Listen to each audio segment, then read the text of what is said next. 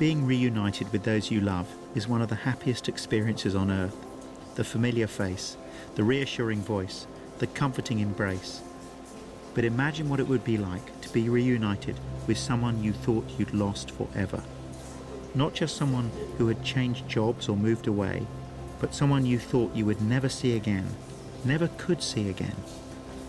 When we think of those friends and family we've lost, it's devastating to think that they've gone. However hard we try, no medical or industrial advance can stop death from winning. Bodies, like these buildings, fall into disrepair and eventually fall apart. Only one man in history has demonstrated absolute power and authority over death. He knew beforehand exactly how and when his own death would happen. And even more remarkably, he repeatedly claimed that he would be raised to life on the third day after his death. He then began to teach them that the Son of Man must suffer many things and be rejected by the elders, chief priests, and teachers of the law, and that he must be killed, and after 3 days rise again. He said to them, "The Son of Man is going to be betrayed into the hands of men. They will kill him, and after 3 days he will rise." Again he took the 12 aside and told them what was going to happen to him. "We are going up to Jerusalem," he said, "and the Son of Man will be betrayed to the chief priests and teachers of the law. They will condemn him to death and will hand him over to the Gentiles, who will mock him and spit on him, flog him and kill him. 3 days later, he will rise." So much hangs on this, because if Jesus was right in advance about his own resurrection from death, then it means he's trustworthy. He's not a liar and he's not a lunatic.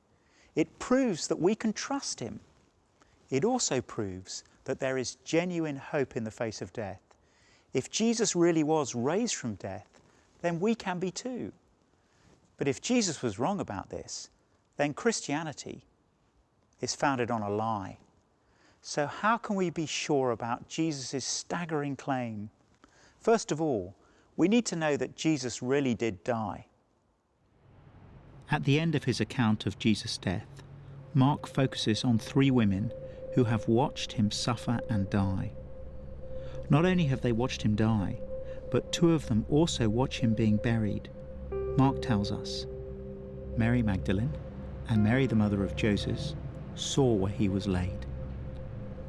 There's clearly no doubt in their minds that the only fit place for Jesus at this point is a tomb. Later we read that they bought spices so that they might go to anoint Jesus' body. These spices were used to embalm the dead. You wouldn't buy spices like that unless you were expecting to find a corpse. But it wasn't only the women who were sure of Jesus' death. As evening approached, Joseph of Arimathea, a prominent member of the council, who was himself waiting for the kingdom of God, went boldly to Pilate and asked for Jesus' body. Pilate was surprised to hear that he was already dead. Summoning the centurion, he asked him if Jesus had already died. When he learned from the centurion that it was so, he gave the body to Joseph. It was unusual for crucifixion to result in death so quickly, so the Roman governor, Pontius Pilate, questions the centurion. The centurion confirms that yes, Jesus was already dead. Now the Romans had many talents, but when it came to killing people, they were experts. If a centurion said someone was dead, he really was dead. Satisfied with the centurion's words, Pilate gives Joseph permission to remove the body from the cross. So Joseph bought some linen cloth, took down the body, wrapped it in the linen, and placed it in a tomb cut out of rock. Then he rolled a stone against the entrance of the tomb. As Joseph personally takes down the body from the cross, wraps it in linen, then places it in a tomb that was closed with a huge heavy stone, he sees and feels nothing to suggest that the body was anything other than a corpse. The evidence unanimously points to the fact that Jesus was dead. The disciples believed they would never again see Jesus alive. In other words, Pontius Pilate, the centurion, Joseph of Arimathea and the women were all absolutely certain that Jesus had died. The evidence unanimously points to the fact that Jesus was dead. The disciples would never see Jesus again. But Mark's Gospel doesn't end there. He records what happens 36 hours after Jesus' death, very early on Sunday morning. When the Sabbath was over, Mary Magdalene, Mary the mother of James, and Salome bought spices so that they might go to anoint Jesus' body. Very early on the first day of the week, just after sunrise, they were on their way to the tomb, and they asked each other, "Who will roll the stone away from the entrance of the tomb?" Once the Jewish holy day is over, the women return to the tomb where they'd seen the body being buried just 36 hours earlier. But they're about to get two major shocks. But when they looked up, they saw that the stone, which was very large, had been rolled away. As they entered the tomb, they saw a young man dressed in a white robe sitting on the right side, and they were alarmed. The first shock is when they see that the huge heavy stone covering the entrance to the tomb has been rolled away. Then comes the second shock as they go inside the tomb. Jesus is nowhere to be seen. Instead, they see a young man dressed in a white robe. He tells them the reason Jesus is not there. "Don't be alarmed," he said. "You are looking for Jesus the Nazarene, who was crucified. He has risen." "He is not here. See the place where they laid him. But go, tell his disciples and Peter, he is going ahead of you into Galilee. There you will see him, just as he told you." The one they thought was lost to them forever, the one they thought they would never see again, was waiting for them in Galilee, the place they had first met him, where everything started. Other biblical accounts tell us there were at least 10 separate occasions when Jesus appeared to his disciples after his death. We also read that more than 500 people saw him at the same time, and this was no ghost or hallucination. He had a physical body that could eat and drink, that could be talked to and touched. As the years passed, many of the disciples ended up joyfully dying for their faith, simply because they knew beyond any doubt that Jesus was indeed raised from death. They had seen it with their own eyes, and no threat or torture could make them deny what they knew was true.